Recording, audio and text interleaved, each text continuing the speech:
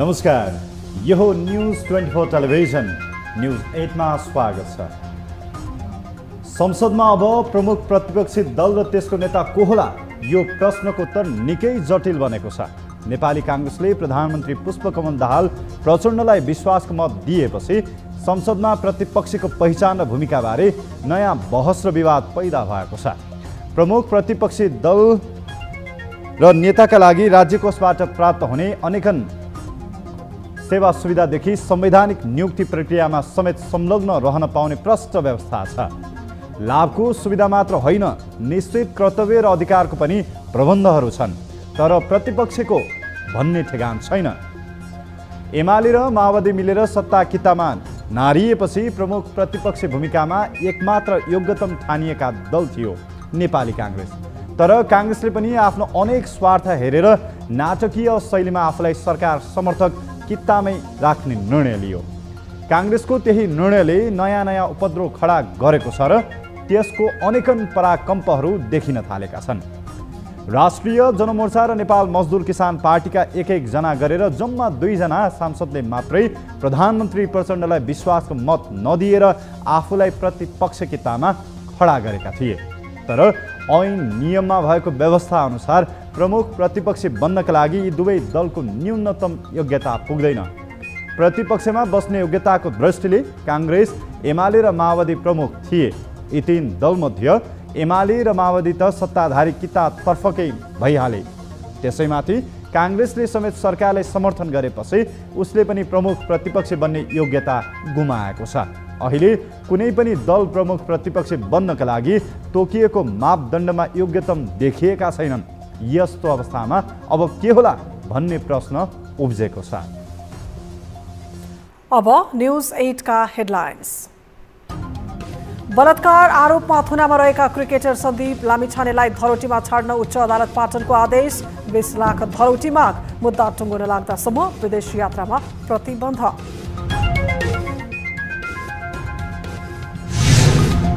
सत्ता भागवण्डा मिलाउन प्रधानमन्त्री प्रचण्ड र एमाले अध्यक्ष ओली बीच बालुवाटारमा भेटवार्ता। सरकारमा सहभागी हुने दलहरूको टुङ्गो नलाग्दा मन्त्रालयको भागवण्डामा झनै सकस।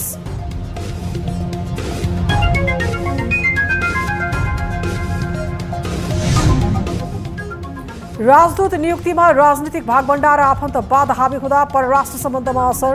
नेपाली नागरिकले पाउँदैनन् दूतावासबाट गुहार। नीतिगत व्यवस्था जसरी भएको छ त्यो कानुनको तहमा छ, कानुनमा छ। संसदमा अब प्रमुख प्रतिपक्षी दल को भन्ने बहस चर्कियो। प्रधानमन्त्रीलाई विश्वासको मत दिएको नेपाली कांग्रेस र विपक्षमा मत दिएका जनमोर्चा र नेमकिपा कसैको पनि पुगेन प्रतिपक्षी बन्ने योग्यता। प्रतिपक्षी विहीन नै संविधान छ र धेरै जसो मुलुक आर्थिक मन्दीको चपेटामा पर्न सक्ने विश्व बैंकको प्रक्षेपण। नेपालमा पनि आर्थिक मन्दीको त्रास कायमै, धमाधम कर्मचारी कटौती गर्दै विश्वका ठूला कम्पनीहरू।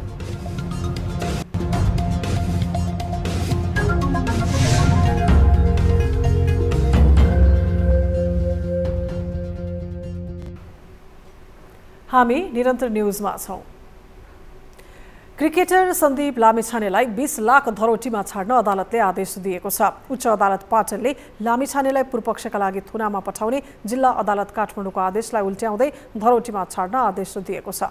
न्यायाधीश ध्रुवराज नन्द र रमेश ठकालको संयुक्त इजलासले लामिछानेलाई धरोटी बापत 20 लाख रकम लिएर तारिखमा छाड्न आदेश दिएको हो। सन्दीप नाबालिग बलात्कारको मुद्दामा पूर्वपक्षका लागि थुनामा छन्। काठमाडौँ जिल्ला अदालतले पूर्वपक्षी थुनामा पठाउन दिएको आदेश विरुद्ध सन्दीप उच्च अदालत पुगेका हुन्। गत कार्तिक 18 गते काठमाडौँ जिल्ला अदालतमा दुवै पक्षको बहसपछि सन्दीपलाई थुनामा पठाउन आदेश दिएको थियो। यस्तै सन्दीपलाई मुद्दाको अन्तिम किनारा नलागेसम्म विदेश यात्रामा समेत प्रतिबन्ध लगाइएको छ। प्रधानमन्त्री पुष्पकमल दाहाल प्रचण्ड र सत्ता गठबन्धनका प्रमुख नेता एमाले अध्यक्ष केपी शर्मा ओली बीच भेटवार्ता भएको छ। मन्त्री परिषद विस्तारबारे छलफल गर्न बिहिबार प्रधानमन्त्री प्रचण्ड र एमाले अध्यक्ष ओली बीच बालुवाटारमा भेटवार्ता भएको हो। मन्त्री परिषद विस्तारका लागि भागवण्डा मिलाउन प्रयास गर्ने भन्दै बिहिबार सत्ता गठबन्धन दलहरूकै बैठक बस्ने भनिएको थियो। तर अन्तिममा आएर गठबन्धन बैठक स्थगित गरी प्रचण्ड र ओली बीच मात्रै भेटवार्ता भएको हो। प्रधानमन्त्रीले पुस 26 गते विश्वासको मत लिएपछि सरकारलाई पूर्णता दिने तयारी गरिएको छ। यसका लागि तयारी तीव्र छ, तर हालसम्म सरकारमा सहभागी हुने दलहरूको नै टुङ्गो लाग्न सकिरहेको छैन। परराष्ट्र सम्बन्धमा परिपक्वता र गुणात्मकता देखाउन सके मात्रै कुनै पनि मुलुकको सार्वभौमिकतामाथि प्रश्न गर्न विदेशी मुलुकहरू हस्किन्छन्। तर कमजोर परराष्ट्र नीति र व्यवहार हेरेर सम्बन्धित देशप्रति अन्तर्राष्ट्रिय धारणा बन्ने गर्छ। देशै पिछेको सम्बन्धका आधारमा दूतावासहरू स्थापना गरिन्छ। दूतावास मार्फत दुई देशको हित लक्षित गतिविधि त हुन्छ नै, त्यसमाथि त्यो देशमा रहेका आफ्ना नागरिकहरू समस्या समाधानमा सहजीकरणको लागि पनि मुख्य उद्देश्य राखिएको हुन्छ। तर पछिल्लो समय राजदूत नियुक्तिमा चर्को राजनीति र आफन्तवाद हावी भएपछि परराष्ट्र सम्बन्ध सुधार होइन, सम्बन्ध क्षयीकरण भइरहेको छ। एक रिपोर्ट। परराष्ट्र सम्बन्धमा सुधार आउन नसक्दा नेपालले विदेशी मुलुकमा आफ्नो उपस्थिति कमजोर बनाउँदै गएको टिप्पणी बढ्दो छ। अझ विदेशी हस्तक्षेपको कारण नेपालको कमजोर परराष्ट्र नीति र पदाधिकारीको कार्यक्षमतालाई मान्य गरिएको छ। बिहिबार सिंहदरबारमा बसेको राष्ट्रिय सरोकार तथा समन्वय समितिको बैठकमा बोल्दै नेकपा एकीकृत समाजवादीकी सांसद राजेन्द्र लक्ष्मी गैरेले वैदेशिक रोजगारीमा गएकाहरूको निधन हुँदा सब ल्याउन ढिला भइरहेको छ भन्दै सरकारलाई प्रश्न गरेकी छन्। कतिपय साथीहरूको युवाहरूको मृत्यु हुँदाखेरिमा लासहरू ल्याउनलाई धेरै सङ्घर्ष गर्नुपर्ने, 2 महिना 3 महिनासम्म पनि नआइपुग्ने यो समस्याहरू छ।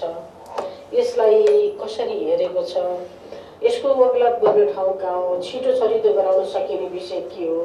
बैठकमा लोकतान्त्रिक समाजवादी पार्टी नेपालका सांसद शेखर कुमार सिंहले नेपाललाई आत्मनिर्भर बनाउन परराष्ट्र मन्त्रालयले आफ्नो भूमिका खेल्नुपर्ने बताए। उनले 45 वर्ष अगाडि स्थापना गरिएका दूतावासमा जनशक्ति थपेर त्यसलाई सबल बनाउनु पर्ने माग गरेका छन्। यसलाई शक्ति वृद्धिको लागि हामीले के गरिदिनु पर्छ समिति तर्फबाट पनि गरौँ र सचिवजीको पहल भयो भने त हाई पनि ती बेचारा कर्मचारीहरू हामी नेपाली दाजुभाइहरूले प्रत्यक्ष गएर भेटेर के कति समस्याहरू छ सजिलै वातावरण मिलाउन सक्नुहुन्छ, हाई पनि जान तयार हुन्छ।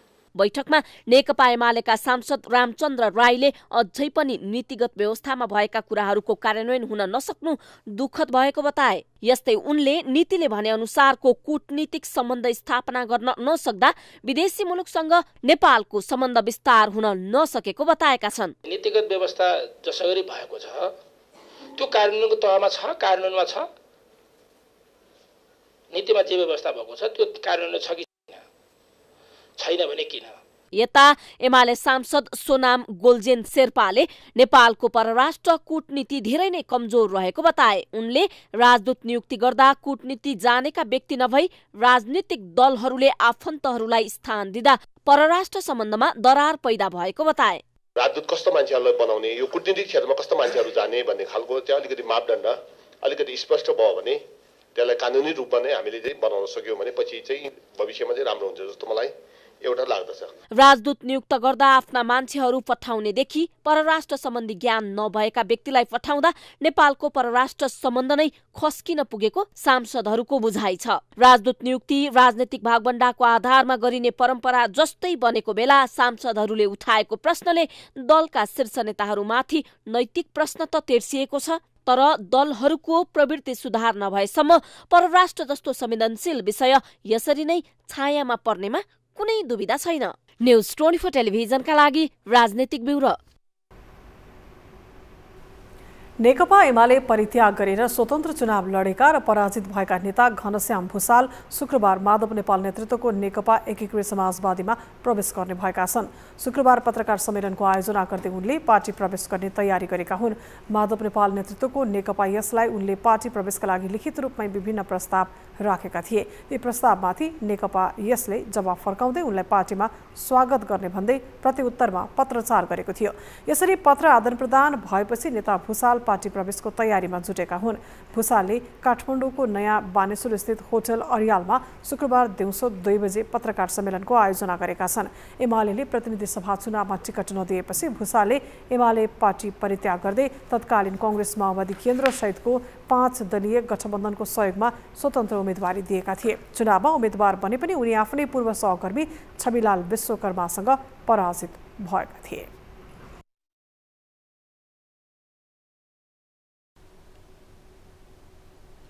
हामी निरन्तर न्यूजमा छौं।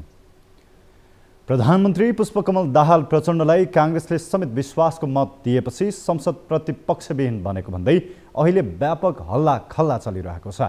आम अपेक्षा विपरीत नेपाली कांग्रेसले दलीय स्वार्थमा फँसेर प्रचण्डलाई विश्वासको मत दिएपछि अब कांग्रेस प्रतिपक्षी रहला?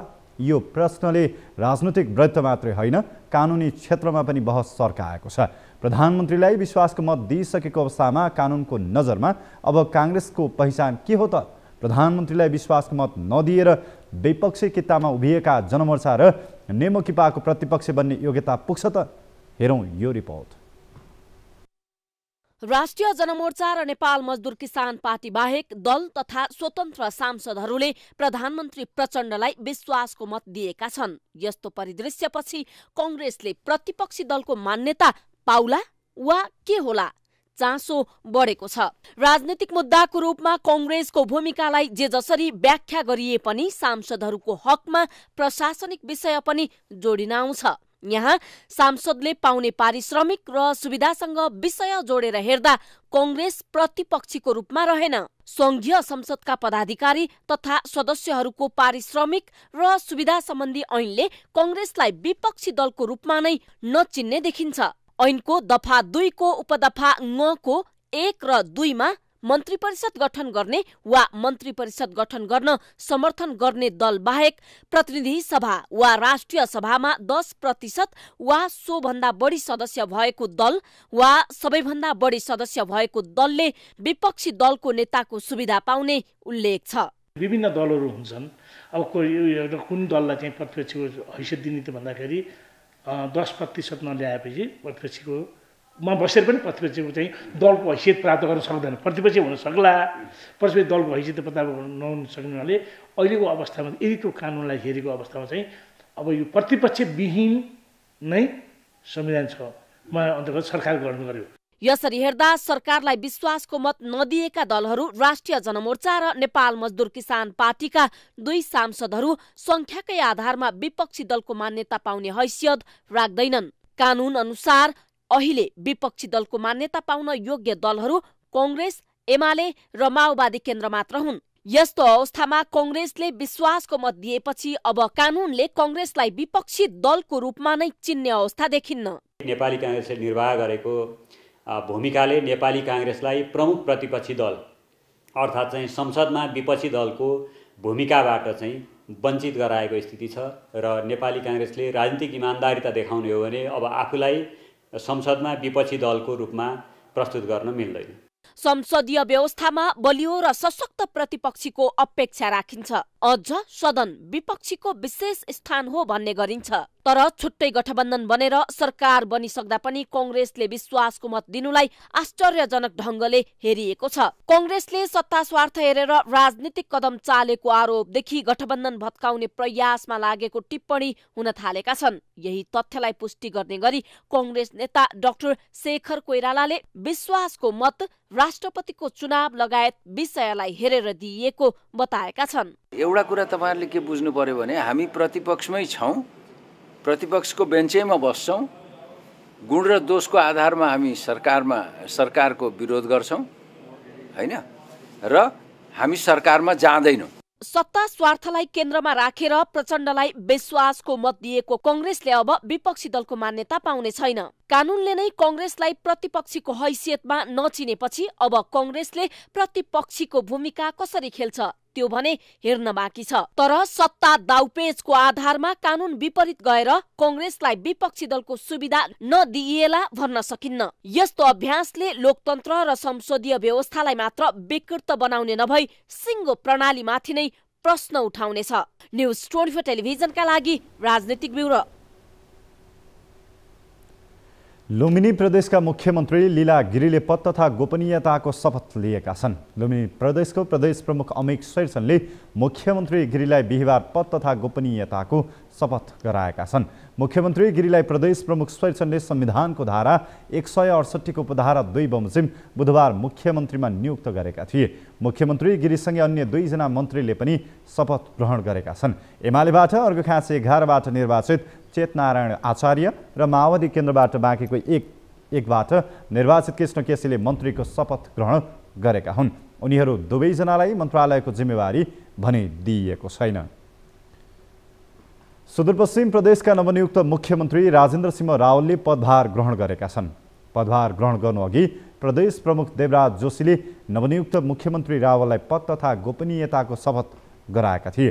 बिहिबार साँझ प्रदेश प्रमुखको कार्यालयमा मुख्यमन्त्री रावलले पद तथा गोपनीयताको शपथ लिएका हुन्। उनले बिहिबार नै 3 सदस्यीय मन्त्रीमण्डल समेत गठन गरेका छन्।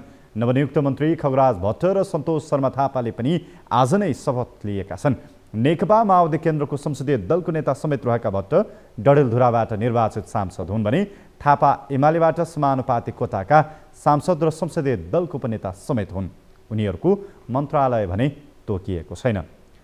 बाक्लो हुस्सु र अत्याधिक चिसोका कारण पछिल्लो दिन तराई मधेसका अधिकांश जिल्लाहरूमा जनजीवन कष्टकर बनिरहेको छ। महोत्तरी जिल्ला पनि चिसोको कहरबाट उत्तिकै प्रभावित छ। चिसोले मानिसलाई मात्र होइन पशु चौपायादेखि बाली नालीमा समेत हानि नोक्सानी गरिरहेको छ। एक रिपोर्ट। बाक्लो हुस्सुसँगैको अत्याधिक चिसोका कारण तराई मधेसका जिल्लाहरूमा जनजीवन कष्टकर भइरहेको छ। वृद्ध वृद्धा, बालबालिका र दैनिक मजदुरी गरेर जीविका चलाउने वर्ग बढी चिसोको उच्च प्रभावमा रहेका छन्। तराई मधेसका जिल्ला मध्येकै एक हो महोत्तरी। यस जिल्लाको कुरा गर्नुपर्दा सदरमुकाम जलेश्वर सहित जिल्लाको शहरी तथा ग्रामीण भेगमा मानिसहरूको चहल पहलमा नै कमी आएको छ। बाक्लो कुहिरोका कारण यातायातका साधन नै चल्न छोडेका छन्। जनजीवन निकै प्रभावित भइरहेको अवस्थामा पनि सरकारले भने खासै चासो नदेखाएको गुनासो स्थानीयवासीको छ।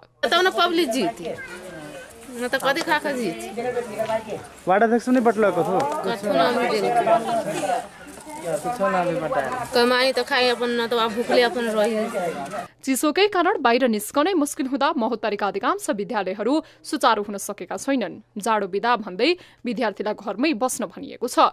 चिसोले शिक्षा र यातायात क्षेत्र मात्रै होइन मानिसको स्वास्थ्यमा नै जटिलता आइरहेको छ। बालबालिका हामीले सधैँ पहिला चाहिँ के सुन्नु पर्यो भने चाहिँ उसले दुध खान्छै खाँदैन, त्यो ध्यान दिनु पर्यो। अर्को कुरा के हेर्नु पर्यो, उसले श्वास प्रश्वासमा कस्तो उसको समस्या आइरहेछ त्यो हेर्नु पर्यो।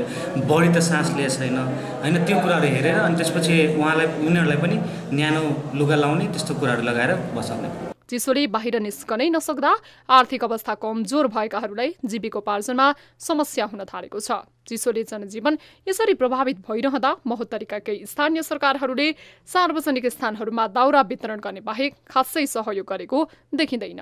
बर्दिवास नगरपालिकाभित्र शीतलहरले अति प्रभावित क्षेत्रहरूमा बर्दिवास नगरपालिकाले दाउराको वितरण गरेको छ। चिसोले मानिस मात्रै होइन पशु चौपायाहरूको समेत दयनीय अवस्था छ। बाली नालीमा समेत चिसोले प्रतिकूल असर पारिरहेको छ। बाली नालीमा चिसोको प्रभावले उत्पादन नहुने भन्दै चिन्तित छन् त्यहाँका किसान।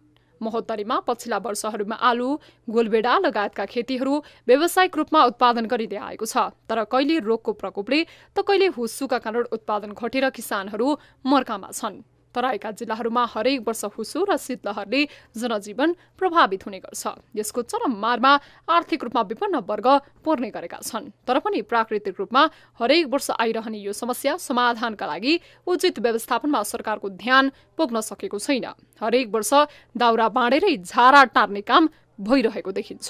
न्युज 24 टेलिभिजनका लागि महोत्तरीबाट टिभी जर्नलिस्ट ललन मण्डलको रिपोर्ट। काठमाडौँका सडक धुलामै मात्रै छैनन्, खाल्डा खुल्डी पनि उत्तिकै छन्।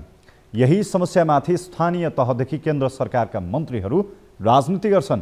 अहिले खाल्डा पूर्ण निर्देशन दिने प्रचलन जस्तै बन्न पुगेको छ। अझ काठमाडौँ महानगरले निकै तामझामका साथ पूर्वाधार एम्बुलेन्सको सुरुवात पनि गर्यो। तर सडकमा खाल्डा खुल्डी घट्नुको साटो अझै बढ्दै गए। यसै कारणले दिनहुँ दुर्घटना बढ्दो छ।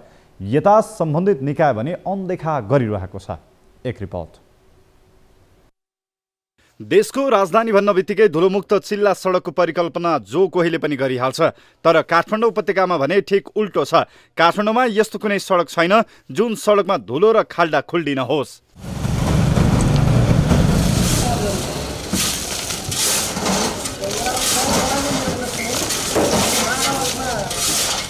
यिनै खाल्डा खुल्डीका कारण सर्वसाधारण र सवारी चालकलाई निकै शास्ति हुने गरेको छ। महानगरले पब्लिक कन्स्ट्रक्सन विभागमा सर्वसाधारणबाट आएका उजुरीमध्ये 417 जनाको गुनासो सुनवाई भएको भन्दै धाक लडाउँछ। यता सर्वसाधारण भने समस्याको बारेमा महानगर जानकार भए पनि अनदेखा गरिरहेको गुनासो पोख्दैछन्। महानगरकै गाडी पनि दिनमा यहाँ 10 चोटि हिँड्छ होला, तर उहाँलाई देखिँदैन कि यो एम्बुलेन्स नाम मात्रको पूर्वाधार एम्बुलेन्स हो।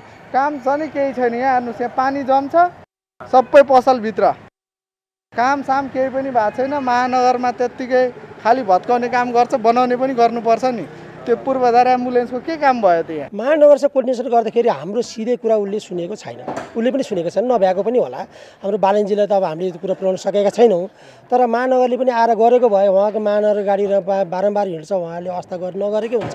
काठमाडौँ महानगरका मेयरमा बालेन्द्र शाहले निर्वाचित भएको केही दिनमै सडकका खाल्डा खुल्डी तत्काल पूर्ण भन्दै निकै तामझामका साथ पूर्वाधार एम्बुलेन्स नै सडकमा उतारे। तर सञ्चालनमा आएको 7 महिना बितिसक्दा पनि पूर्वाधार एम्बुलेन्सले काठमाडौँका सडकलाई खाल्डा रहित बनाउन सकेनन्। केही दिन अघि मात्रै पनि नवनियुक्त भौतिक पूर्वाधार तथा यातायात मन्त्री नारायण काजी श्रेष्ठले 15 दिनभित्र काठमाडौँको सडकमा भएका खाल्डा पूर्ण निर्देशन दिए। त्यो निर्देशन पनि निर्देशनमा नै मात्रै सीमित भयो। काठमाडौँ महानगरले यो 7 महिनामा सामग्री खरिद र प्याचिङमा मात्रै 20 लाख खर्च गरिसकेको छ। भौतिक पूर्वाधार एम्बुलेन्स जनशक्ति लगायतका समस्या देखाउँदै महानगरले स्थानीयको समस्यामा पूर्ण रूपमा काम गर्न नसकेको स्वीकार गर्छ र चाहिँ त्यसको नीति र विधिको कारणले गर्दाखेरि त्यसलाई सञ्चालन गर्नमा अलिकति कठिनाइ भएको हो र धेरै काठमाडौँको चाहिँ खाल्डोखुल्डीहरू हुने र चाहिँ सानोको सोचमा गरेको ठुलो काम गर्नुपर्ने भएको कारणले गर्दाखेरि बजेटलाई चाहिँ विनियोजित गर्दाखेरि चाहिँ यसको चाहिँ सीमाङ्कन हामी 10 लाखसम्मको चाहिँ कोटेसनबाट गर्ने र 10 लाखभन्दा माथि जान साथै चाहिँ त्यसलाई फेरि टेन्डरको प्रक्रियामा जानुपर्ने भएको कारणले गर्दाखेरि यस्ता कार्यविधिहरूले गर्दाखेरि चाहिँ अलि बढी प्रभावकारी रूपबाट चाहिँ यो एम्बुलेन्स सञ्चालन गर्न नसकेकै हो। र सुविधायुक्त सवारीमा झण्डा हल्लाउँदै खाल्डा खुल्डी छलेर दिनौं मेयरदेखि प्रधानमन्त्रीसम्म ओहोर दोहोर गर्छन्, तर सर्वसाधारणले भोग्नु परेको समस्या भने नजरअन्दाज गरिरहेका छन्। त्यसैले स्थानीयदेखि केन्द्र सरकारका मन्त्रीहरूले सस्तो लोकप्रियताका लागि अनावश्यक भाषणबाजी गर्नुभन्दा पनि जनताले अनुभूति गर्ने गरी काम गर्नतर्फ ध्यान दिन जरुरी छ। न्युज 24 टेलिभिजनका लागि क्यामेरामा सुनिल गुरुङका साथ टिभी जर्नलिस्ट सूर्य भट्टराई, काठमाडौँ। न्युजहरू अझै बाँकी छन्, अब पालो ब्रेकको।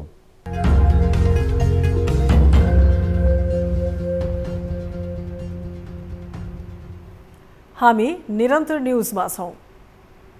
बर्दिया जिल्ला अस्पतालमा दरबन्दी अनुसार चिकित्सक नहुँदा सेवाग्राही मारमा परिरहेका छन्। उनीहरूलाई स्वास्थ्य सेवा पाउने मुस्किल भइरहेको छ। सरकारको स्वास्थ्य मापदण्ड अनुसार अस्पतालमा 50 शय्याको बेड र भौतिक पूर्वाधारको व्यवस्था भए पनि डायलाइसिस सुविधा तथा चिकित्सक नहुँदा बिरामी मारमा परिरहेका हुन्। एक रिपोर्ट।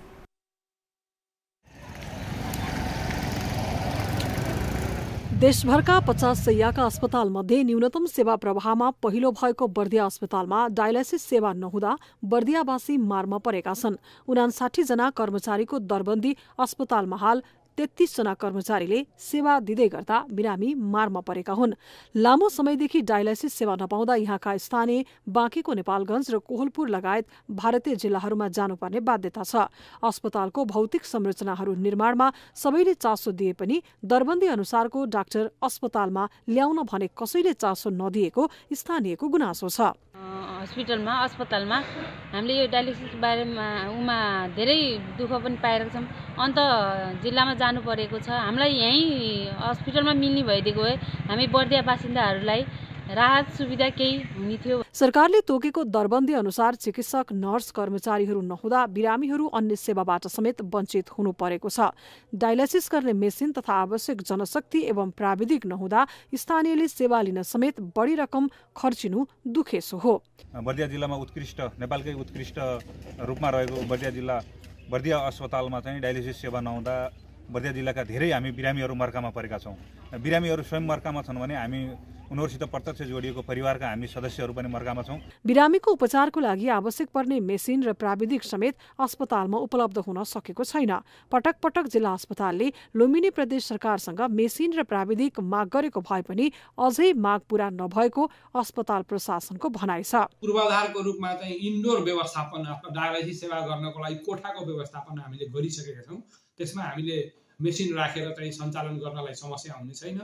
तर मुख्य चुनौती भनेको दरबन्दी अथवा जनशक्ति नै हुनेछ।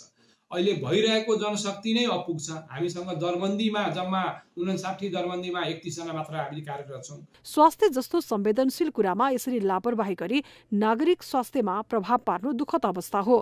जिल्लामै उपचार पाउन नसकेर बाहिर जानुपर्ने अवस्था बर्दियावासीका लागि कहिलेसम्म?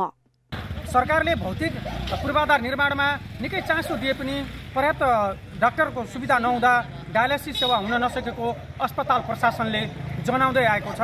तर स्थानीयले त्यही सेवा लिनका लागि भने निकै शास्ति बेहोर्नु परेको गुनासो गरिरहेका छन्। न्युज 24 टेलिभिजनका लागि ज्योतिपन्थी, बर्दिया। यस पहिलेका वर्षहरूमा कोरोना कहरले मेला महोत्सवहरूलाई निकै प्रभावित पार्यो। व्यापार क्षेत्र त झन् जटिल मोडमा पुग्यो। यति मात्रै होइन, धार्मिक गतिविधिहरूलाई पनि प्रभावित बनायो कोरोना भाइरसको संक्रमणले।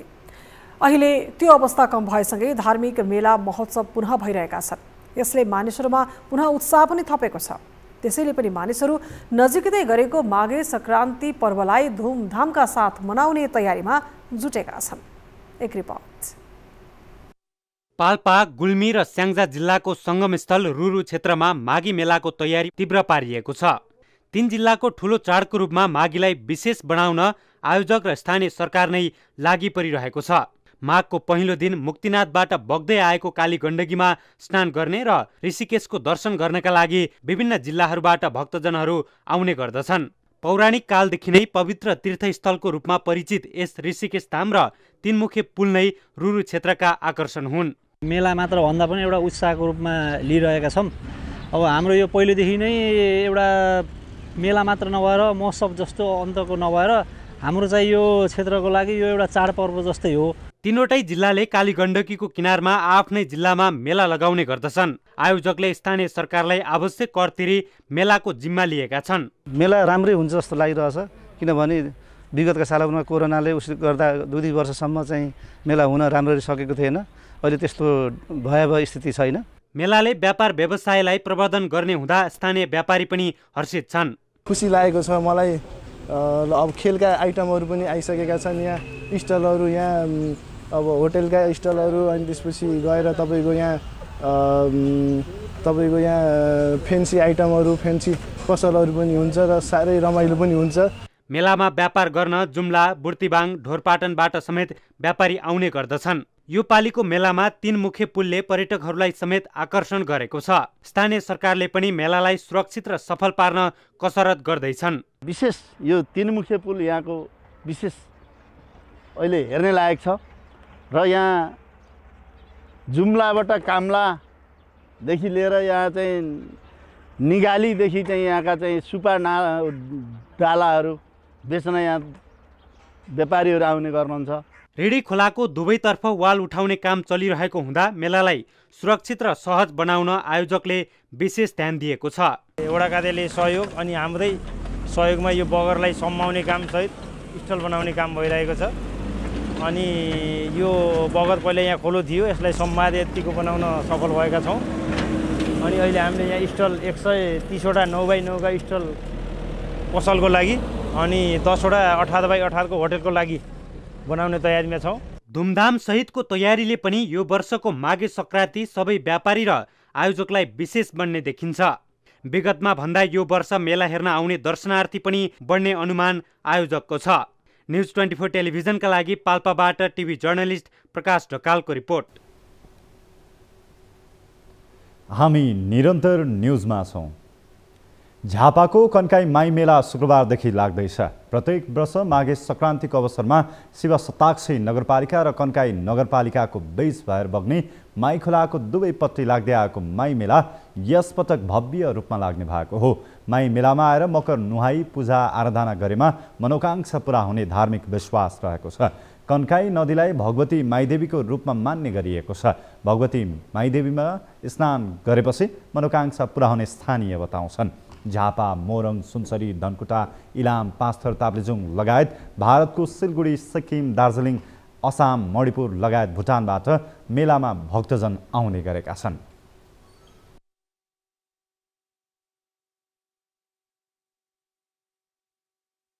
ताप्लेजुङदेखि उतै हाङदियादेखिका सबै मान्छे आइपुग्छन् यहाँ नानी।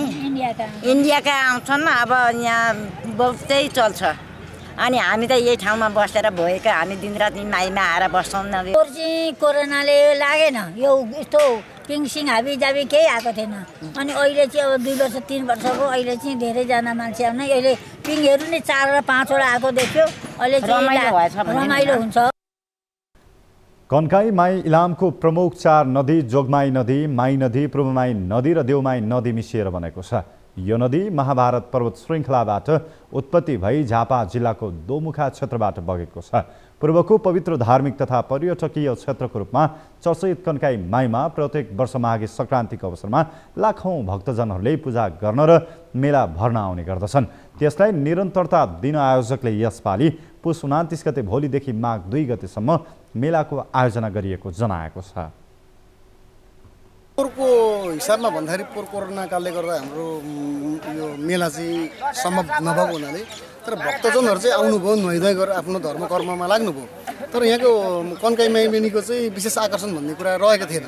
तर यसपालि चाहिँ हामीले विशेष आकर्षण सहित पिङ, झोला खेल्नेहरू भयो अनि मनोरञ्जनको लागि पनि हामीले सामानहरू उपलब्ध गराएका छौँ। केटाकेटीहरू सबै रमाउने ठाउँ र हामीले यहाँ विशेष गरेर चाहिँ हामीले लगभग अनुमानित 1 लाखदेखि माथि स्थानीय र बाहिरका भक्तजनहरू आएर चाहिँ हाम्रो माईमेरीमा उपस्थिति जनाउनुहुन्छ भन्ने चाहिँ आशा गरेको छु।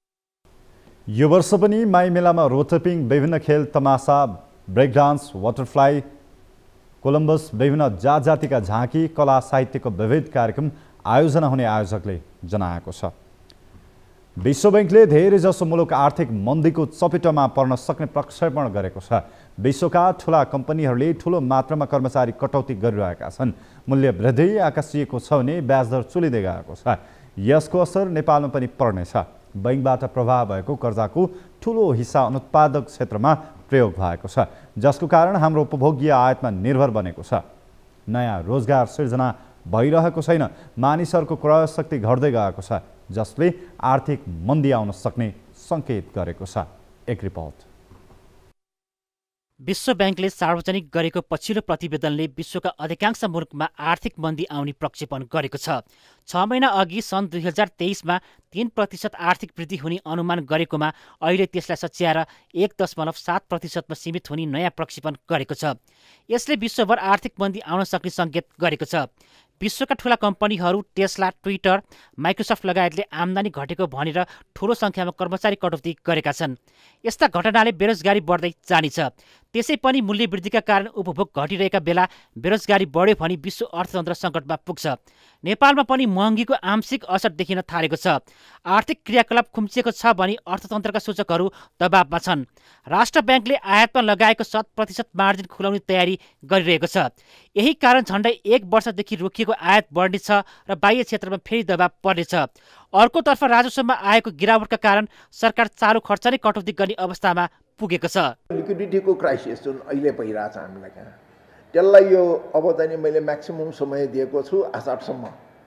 आषाढसम्ममा चाहिँ नि सुधार गर्न सकेनौँ, अब त्यो भनेको अर्को 6 महिना जति भनौँ मा सुधार गर्न सकेनौँ भने नेपाल पनि श्रीलङ्का जस्तै ठुलो क्राइसिसमा पर्नेवाला छ।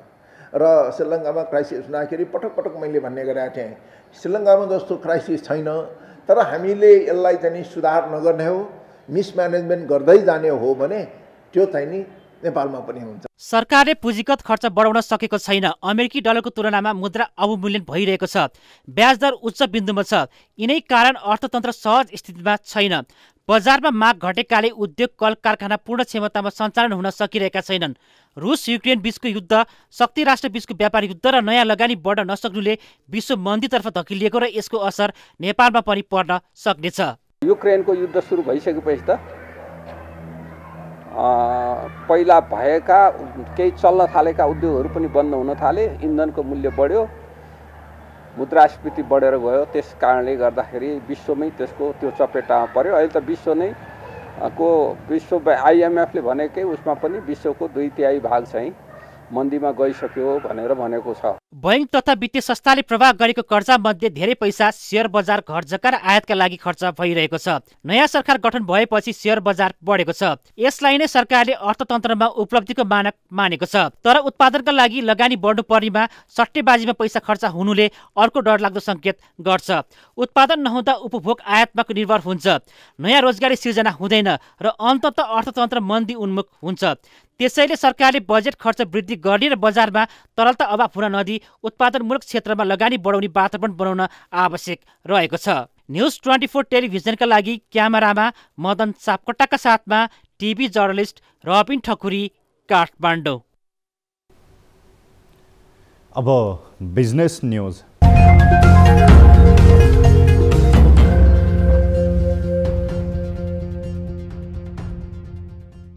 सिजी ग्रुप अन्तर्गत सिजी इलेक्ट्रोनिक्स प्रालीको सब्सिडिज कम्पनी EOL प्रालीले नयाँ MCB र थप विद्युतीय सामानहरू बजारमा ल्याएको छ। भारतीय ब्रान्ड केन्टको नेपालका लागि आधिकारिक विक्रेता EOL ले केन्ट ब्रान्डका नयाँ iSmart fancy angle holder, iSmart fancy baton holder, iSmart modular angle holder, iSmart modular baton holder, iSmart 6A plug top, male female बेला, विभिन्न साइजका मेटल बक्स लगायतका सामग्रीहरू उपलब्ध गराएको छ। केन्टसँग पहिले नै बजारमा नेक्स्ट सिरिजको सेमी मोड्युलर स्विचहरू, विभिन्न प्रकारका फ्यानहरू, ग्यास र इलेक्ट्रिक गिजरहरू, हेलोजेन हिटरहरू उपलब्ध छन्।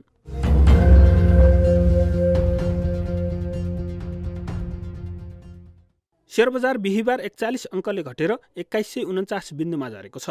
सरकार शेयर बजार र निजी क्षेत्रप्रति सकारात्मक भएको र वाणिज्य बैंकहरूले ब्याजदर घटाउने हल्ला भएपछि 24 दिन यता नेप्से बढेको थियो। तर अहिले ब्याजदर घट्ने निर्णय भएपछि बजारले रङ फेरेको छ। सामान्यतया ब्याजदर र शेयर बजार बीच विपरीत सम्बन्ध हुन्छ। बैंकको ब्याजदर घट्दा शेयर बजार बढ्छ र बढ्दा घट्छ।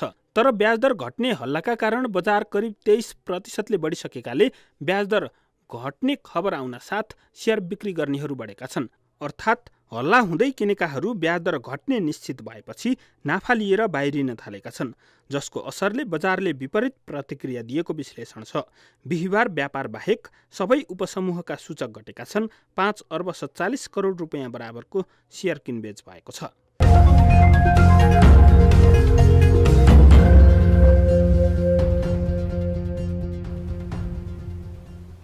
न्युजहरू अझै बाँकी छन्। अब पालो ब्रेकको।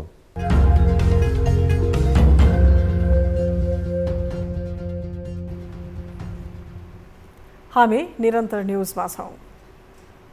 अब स्पोर्ट्स न्युज।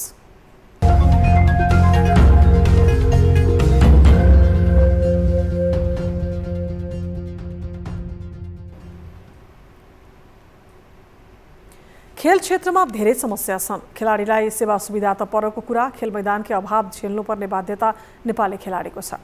यस्ता थुप्रै समस्या र नैराश्यताकै बीच पनि भोजपुरमा भने फुटबल खेलाडी र फुटबल प्रेमीका लागि केही उत्साह छाएको छ। यहाँ निर्माणाधीन भोजपुर रङ्गशालाको काम अन्तिम चरणमा पुगेसँगै भोजपुरका युवा र खेल प्रेमीहरूमा उत्साह जागेको हो। एक रिपोर्ट।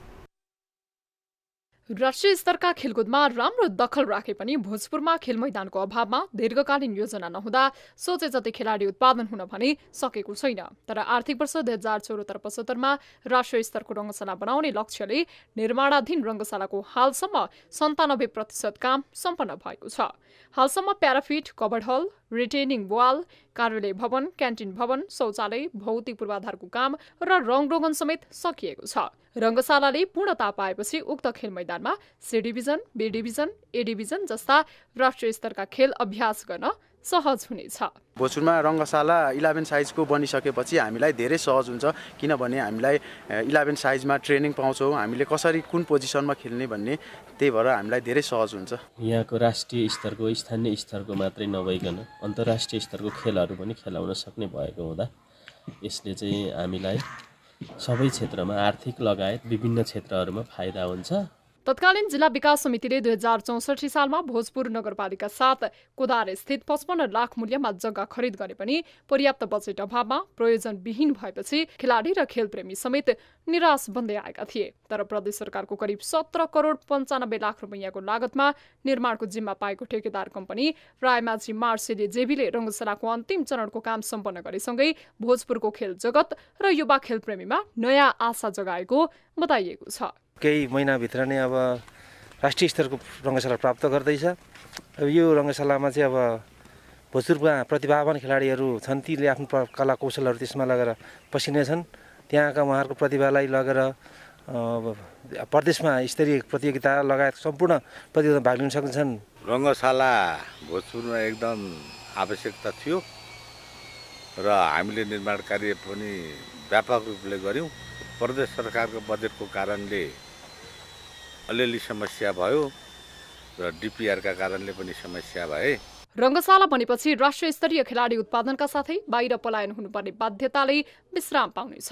कुल 26 रोपनी क्षेत्रफलमा फैलिएको रङ्गशालाको दक्षिणतर्फ 80 मिटरको चौडाई, उत्तरतर्फ 55 मिटरको चौडाई, पूर्वतर्फ 102 मिटरको लम्बाई र पश्चिमतर्फ 105 मिटरको लम्बाई रहेको रङ्गशालाको कामले पूर्णता पाएसँगै भोजपुरको खेलकुद जगतमा गुणस्तरीयता आउने खेलविज्ञहरूले बताउँदै आएका छन्।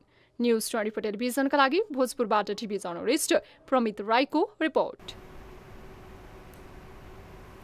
अब इन्टरनेशनल न्युज।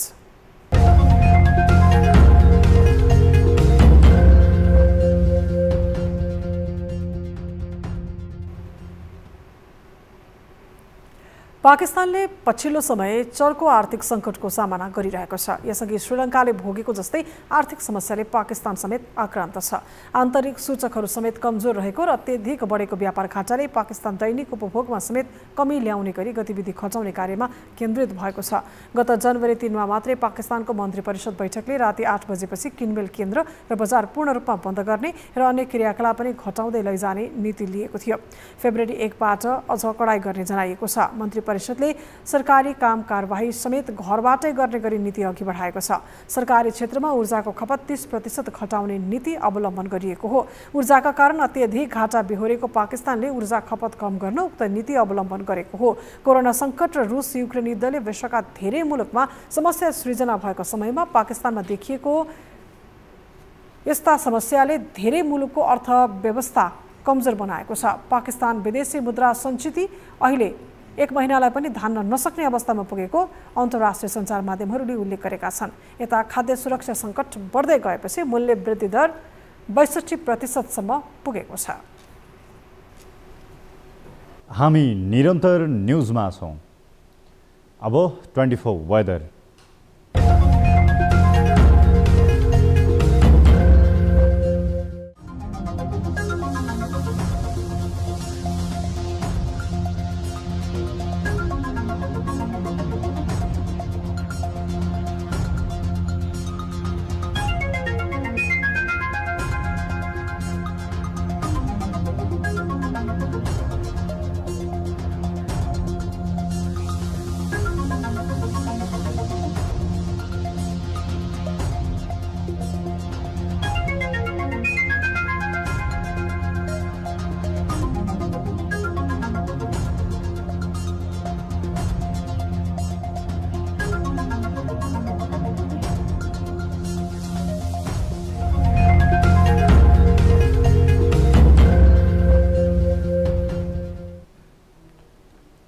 अब न्युज 8 को अन्त्यमा पुनः हेडलाइन्स। बलात्कार आरोपमा थुनामा रहेका क्रिकेटर सन्दीपलाई धरोटीमा छाड्न उच्च अदालत पाटनको आदेश। 20 लाख धरोटी माग, मुद्दा टुङ्गो नलाग्दासम्म विदेश यात्रामा प्रतिबन्ध।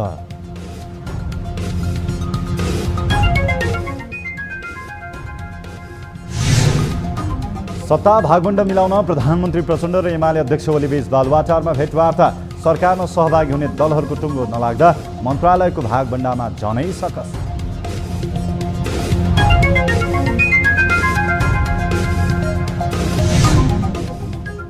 राजदूत नियुक्तिमा राजनीतिक भागभण्डा र आफन्तवाद हावी हुँदा परराष्ट्र सम्बन्धमा असर, नेपाली नागरिकले पाउँदैनन् दूतावासबाट गुहार। नीतिगत व्यवस्था जसरी भएको छ त्यो कार्यान्वयनको तहमा छ, कार्यान्वयनमा छ। संसदमा अब प्रमुख प्रतिपक्ष दलको भन्ने बहस चर्कियो। प्रधानमन्त्रीलाई विश्वासको मत दिएको नेपाली काङ्ग्रेस र विपक्षमा मत दिएको जनमोर्चा र नेमकिपा कसैको पनि पुगेन प्रतिपक्ष बन्ने योग्यता। प्रतिपक्ष विहीन नै संविधान छ। धेरै जसो मुलुक आर्थिक मन्दीको चपेटमा पर्न सक्ने विश्व बैंकको प्रक्षेपण। नेपालमा पनि आर्थिक मन्दीको त्रास कायमै, धमाधम कर्मचारी कटौती गर्दै विश्वका ठूला कम्पनीहरू।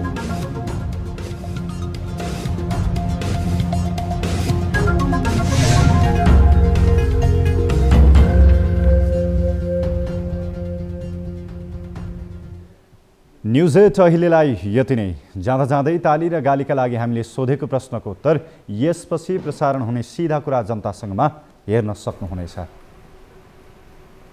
थप न्युजका लागि हाम्रो वेबसाइट www.news24nepal.com हेर्नुहोला। साथै हामीलाई फेसबुक, ट्विटर र युट्युबमा पनि फलो गर्न सक्नुहुनेछ। यस्तै मोबाइल, भाइबर र इमेलबाट 24 हेल्प डेस्कमा कुनै समस्या या गुनासो छन् भने सम्पर्क गर्न सक्नुहुनेछ। अहिलेलाई बिदा दिनुहोस्। हामी निरन्तर न्युजमा छौँ।